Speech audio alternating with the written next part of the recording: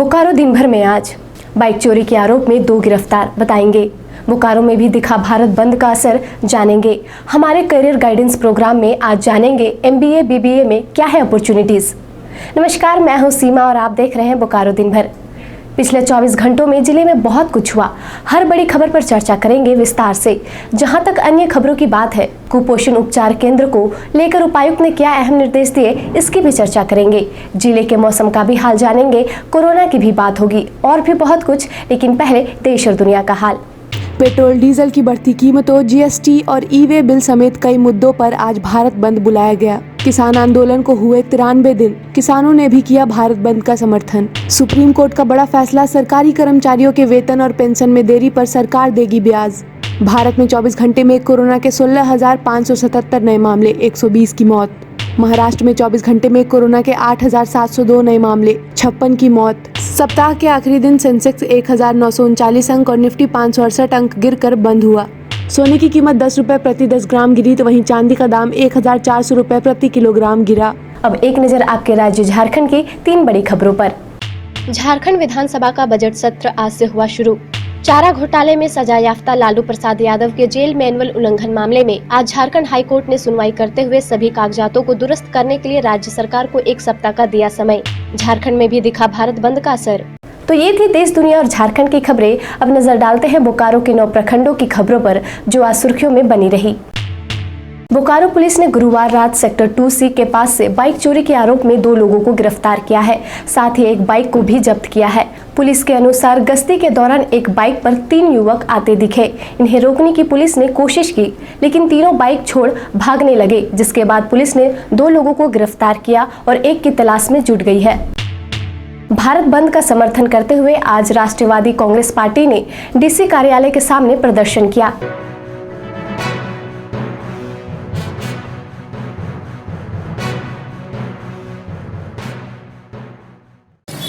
बढ़ती हुई महंगाई के विरोध में आज हम लोग 1 दिवसीय धरना पर उपायुक्त कार्यालय के समक्ष बैठे हुए हैं। हम मांग करते हैं प्रधानमंत्री महोदय से महंगाई पर नियंत्रण करते हुए पेट्रोल, डीजल, रसोई गैस की कीमतों के साथ खाद्य पदार्थों की भी कीमत को कम करें, ताकि मध्यम वर्ग के परिवार इज्जत, प्रतिष्ठा, मान मर्यादा का जीवन जी सके। वहीं दूसरी तरफ बोकारो जिला कांग्रेस कमेटी ने भारत बंद का समर्थन करते हुए सेक्टर 4 में मशाल जुलूस निकाला।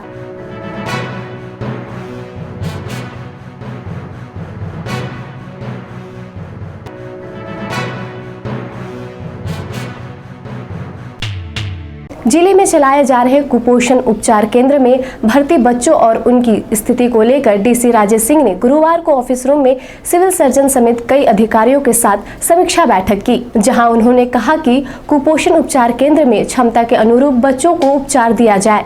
बच्चों के अभिभावकों को इसके लिए जागरूक करे और 15 दिनों का कोर्स पूरा करने के लिए उन्हें प्रेरित करे। साथ ही उन्होंने केंद्र में ही दीदी समूह द्वारा कैंटीन खोलने की व्यवस्था करने को भी कहा।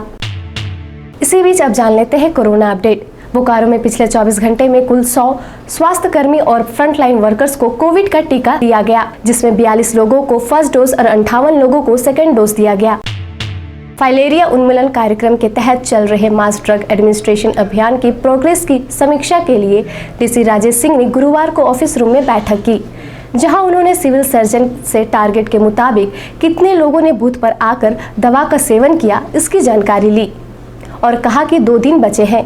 इसमें हमें और बेहतर प्रदर्शन करना है, ताकि हम टारगेट को पूरा कर सके और फाइलेरिया को जड़ से खत्म करने की दिशा में आगे बढ़े। इस अभियान में विशेषकर ग्रामीण इलाकों में Jharkhand state livelihood promotion society के समूहों की दीदियों का सहयोग लेने की बात कही, जो कि लोगों को दवा सेवन कराने के लिए प्रेरित करेंगी और उससे होने वाले फायदे के संबंध में बताएंगी। बिल्कुल, आज WHO से पूरी टीम आई थी और हमारे सिविल सर्जन भी उपस्थित थे, तमाम डॉक्टर्स और अदर स्टेक होल्डर्स भी थे। और मैं आशा करता हूं कि जो भी राज्य सरकार द्वारा निर्धारित निर्देश हैं, टारगेट्स जो लक्ष्य दिए गए हैं, उसको हम लोग निर्धारित समय पर प्राप्त कर लेंगे। लेकिन हम लोग का फोकस है कि इस बार काफ़ी इफेक्टिव ढंग से बेटर मॉनिटरिंग के साथ जो है हम लोग मेडिसिन जो है एडमिनिस्टर करें, और जिससे कि एक बहुत ही पॉजिटिव एक्चुअल रिजल्ट्स हम लोग को मिल सके। इन्हीं शब्दों के साथ मैं लोग को बहुत जितने भी हमारे फील्ड वर्कर्स हैं उनको बहुत बहुत धन्यवाद दूंगा कि बहुत हार्ड वर्क कर रहे हैं और भी हार्ड वर्क करें ताकि एकदम बिल्कुल निर्धारित समय पे हम अपना लक्ष्य पूरा कर सकें। भारतीय खाद्य सुरक्षा और मानक अधिनियम 2006 के प्रावधान के अनुसार खाद्य कारोबार करने से पहले लाइसेंस या रजिस्ट्रेशन कराना अनिवार्य होता है। बिना लाइसेंस या रजिस्ट्रेशन के कारोबार करना कानूनी दंडनीय अपराध है, जिसमें 6 महीने का कारावास और 5 लाख रुपए की जुर्माना प्रावधान है। इन सभी बातों की जानकारी गुरुवार को चास एसडीओ शशि प्रकाश सिंह ने दी। उन्होंने कहा कि चास अनुमंडल के सभी खाद्य कारोबारियों को लाइसेंस या रजिस्ट्रेशन के लिए अनुमंडल कार्यालय परिसर में आने वाले 1 और 2 मार्च 2021 को कैंप लगाया जाएगा, जिसमें लोग अपना लाइसेंस या रजिस्ट्रेशन करा सकते हैं। वहीं इस संबंध में बेरमो एसडीओ अनंत कुमार ने गुरुवार को बेरमो अनुमंडल के सभी खाद्य कारोबारियों को लाइसेंस या रजिस्ट्रेशन के लिए अनुमंडल कार्यालय परिसर में आने वाले 3 और 4 मार्च 2021 को शिविर लगाए जाने की बात कही, जिसमें लोग अपना लाइसेंस या रजिस्ट्रेशन करा सकते हैं। 15वें वित्त आयोग के तहत वेंडिंग जोन, मार्केट का निर्माण, पार्क का निर्माण, ऑटो स्टैंड, तालाब का सौंदर्यीकरण, प्रमोशन और भी कई प्लान्स का चयन करने और उन सभी प्लान्स पर इम्प्लीमेंटेशन कर इन सभी योजनाओं के उपयोगिता और आवश्यकता पर चर्चा और सुझाव के लिए चास नगर निगम के सभागार में डीसी राजेश सिंह ने आज बैठक की। और ऑलमोस्ट जो इन्होंने प्रगति प्रतिवेदन दिया है उससे ऐसा प्रतीत हो रहा है कि लगभग 35% काम इनका एवरेज पूरा हुआ है। मार्च तक जिसकी टेस्टिंग हो गई है उसके रोड बनाने का काम ये मार्च में कंप्लीट कर लें। बाई मार्च ये निश्चित रूप से सभी रोड को कंप्लीट कर देंगे ताकि लोगों को असुविधा न हो। और भी अधिक से अधिक गतिशीलता लाएं और जो गार्बेज कलेक्शन का है या फिर ड्रेनेज का है, फिर रोड का है, ये सारी बुनियादी सुविधाएं हैं, चाहे पानी का हो, बिजली का हो, ये सारी सुविधाएं बहुत महत्वपूर्ण है। और तो धीरे धीरे नगर निगम क्षेत्र में आने वाले समय में सकता है डेडिकेटेड हॉस्पिटल्स, ये सारी चीजें भी आपकी आ जाए। द टाइम्स मीडिया हर शुक्रवार अपने कार्यक्रम बोकारो दिन भर में करियर गाइडेंस प्रोग्राम लेकर आ रहा है, जो कि आपको आपकी क्षमता के अनुसार करियर ऑप्शन को चूज करने में मदद करेगा। इस प्रोग्राम के तहत पिछले सप्ताह हमने इंग्लिश लैंग्वेज टेस्ट क्वालिफाई करने के कुछ टिप्स साझा किए थे। आज कैरियर्स इन मैनेजमेंट इंस्टीट्यूट के director Manoj Kumar MBA BBA course में क्या अपॉर्चुनिटीज होते हैं बता रहे हैं। आज हम लोग इस बारे में बात करेंगे कि जो BBA और MBA कोर्सेज हैं इसके मायने क्या है, इससे कितने तरह के अपॉर्चुनिटीज आपके सामने खुलता है। आज के दिनों में हम लोग जानते हैं कि गवर्नमेंट सेक्टर्स में जॉब जो है धीरे धीरे काफी कम होता जा रहा है और जो सेंट्रल गवर्नमेंट है या स्टेट गवर्नमेंट रन ऑर्गेनाइजेशंस है, they are going towards privatisation. When we talk about privatisation तो हम ये देख रहे हैं कि ज्यादा से ज्यादा जॉब्स जो है वो प्राइवेट सेक्टर्स में ओपन हो रहा है। अब इन सेक्टर्स में जॉब अपॉर्चुनिटीज आपको बहुत तरह के मिलते हैं। जैसे आप बोले तो सेल्स एंड मार्केटिंग के जॉब्स, अकाउंट्स एंड फाइनेंस का जॉब्स, ह्यूमन रिसोर्स मैनेजमेंट का जॉब और भी कई तरह के हैं। और इसमें जो है बहुत सारे सेक्टर्स हैं। जैसे हम अगर ले लें मैन्युफैक्चरिंग सेक्टर्स, जितने भी हेवी इंडस्ट्रीज हैं, चाहे वो स्टील मेकिंग कंपनी हो, चाहे वो एल्यूमिनियम मेकिंग कंपनी हो या फिर सर्विस सेक्टर्स हो जो various types of services provide करते हैं मैन्युफैक्चरिंग सेक्टर्स को और अदर सेक्टर्स को। और फिर अगर हम ले ले बैंकिंग सेक्टर्स को या फिर हम ले ले IT सेक्टर्स को या फिर टेलीकॉम सेक्टर्स को, तो these are the various sectors in which you can get job. But to get job in these industries, in these sectors, आपके पास जो है प्रोफेशनल डिग्री होना बहुत जरूरी। अब प्रोफेशनल डिग्री के मायने में अगर हम चलते हैं तो सबसे बेसिक आता है BBA एंड MBA कोर्सेज, क्योंकि ये सब कोर्सेज जो है जो कि आपको डिफरेंट फील्ड में स्पेशलाइजेशन देती हैं, जैसे human resource management, development, finance and accounts, IT specialisation and many more. तो जब आप इन सेक्टर्स में स्पेशलाइजेशंस करते हैं तभी इन सेक्टर्स के जॉब्स जो है वो आपके लिए ओपन अप होते हैं। तो my dear friends, I would suggest that it is better to go for a professional degree rather than going for a general courses like BSc, BCom or BA. These will not give you as much job opportunities as much by doing your professional courses like BBA and MBA. बहुत सारे female students हैं जिनको कि after class 12 they do not get the opportunities to go outstation for further studies. In that case, there is a very golden opportunity with us. We have tied up with some very good deemed universities, and we are running the courses like BBA and MBA, and they can do the BBA and MBA courses in Bokaro itself. We are providing all types of facilities, like we are helping them in getting admission. We are also providing classroom facilities, and we are facilitating them in doubt clearing sessions also.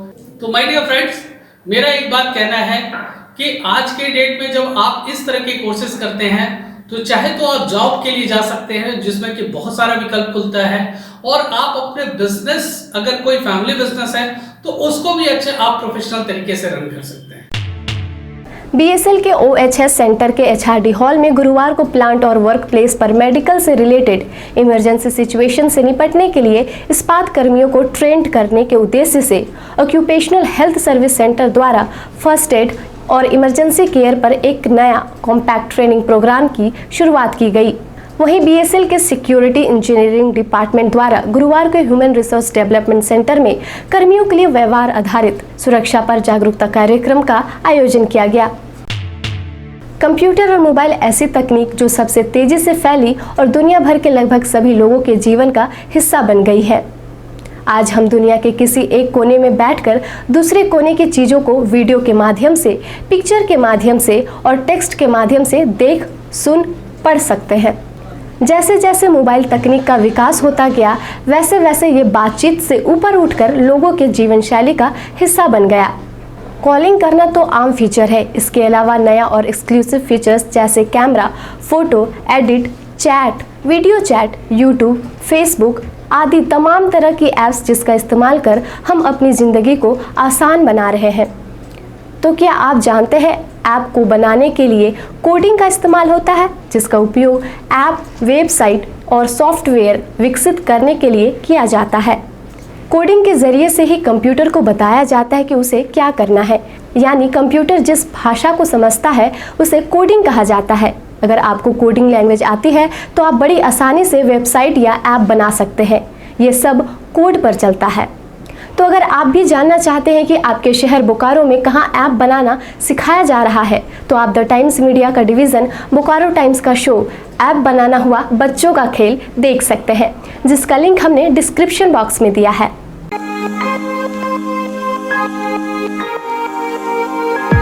ये बच्चे अपने app अपने ही mobile में run करेंगे।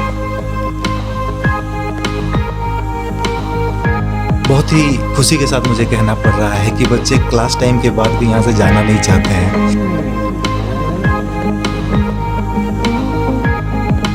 Coding का बहुत अहम योगदान रहता है।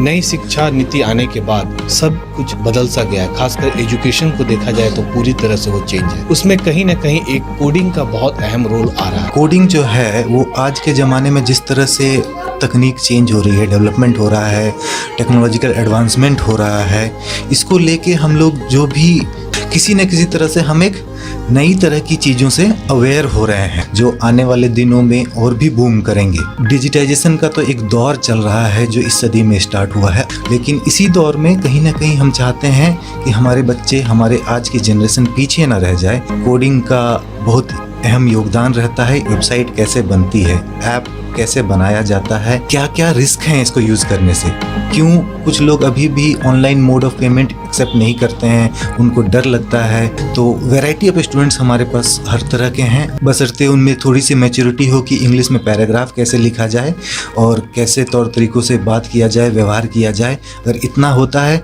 तो हम आगे उनमें कोडिंग की नींव जो रख रहे हैं वो आगे जाके वो वेबसाइट और ऐप बनाएंगे। स्किल सीखने के लिए कोई उम्र नहीं होती। अब जान लेते हैं मौसम का हाल।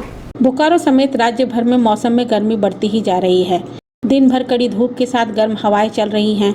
मौसम विभाग के अनुसार आने वाले 2-3 दिन तक मौसम सामान्य रहने के आसार हैं। आज का अधिकतम तापमान 34 डिग्री सेल्सियस और न्यूनतम तापमान 17 डिग्री सेल्सियस रिकॉर्ड किया गया। आप अपने आसपास की घटनाएं और समस्याओं को हमें व्हाट्सएप कर सकते हैं। हमारा व्हाट्सएप नंबर है 9334210302। इसी तरह बोकारो के तमाम खबरों को जानने के लिए आप हमारे चैनल बोकारो टाइम्स को लाइक करें, सब्सक्राइब करें और शेयर करें। फिर मुलाकात होगी 2 दिनों की छुट्टी के बाद बोकारो दिन भर में सोमवार से शुक्रवार रात 8 बजे। तब तक के लिए नमस्कार। बने रहें thetimesmedia.com पर। आप हमें फेसबुक और यूट्यूब पर भी देख सकते हैं।